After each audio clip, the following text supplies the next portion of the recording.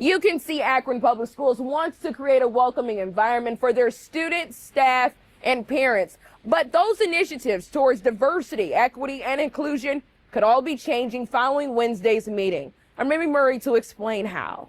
I am just trying to follow legal guidance so that we do what we're supposed to do. A little more than 1 month after President Donald Trump's executive order banning diversity, equity, and inclusion initiatives, we have seen schools like the University of Akron cut back funding on events like a long-standing race forum. Then Ohio Republican senators passed a controversial bill banning diversity initiatives, curbing union rights, and policing how controversial topics are taught on college campuses. Now these changes to repeal DEI initiatives are being felt at Akron Public Schools to not lose $85 million of federal funding. They don't need to spend their time on this DEI garbage.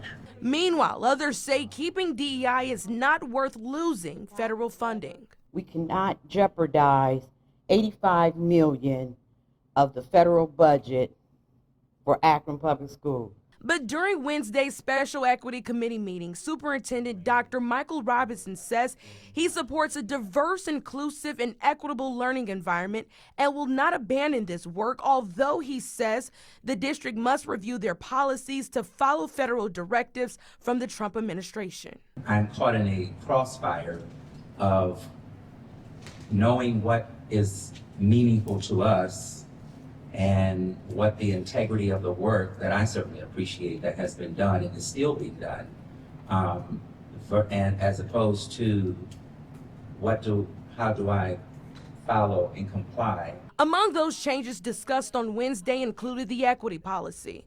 It was adopted in 2017 to prepare each child for success by focusing on the individual and unique needs of each student. Now, Board President Carla Jackson says this policy is being redrafted to do the work without certain language. Jackson also says the equity policy will be renamed, but she says the district's working definitions for diversity, equity, inclusion, and excellence in education will be repealed, and the racial equity policy established in 2021 to eliminate their district's institutional racism will be reworked before it is also repealed before the full board. Other recommendations the committee discussed would be renaming the Equity Committee. We have no clear guidance on these things, and so we're trying to work in a way that we believe covers all bases. The committee discussed a lot, and more conversations are to come, which will happen next Monday at 5:30. For News 5, I'm Remy Murray reporting.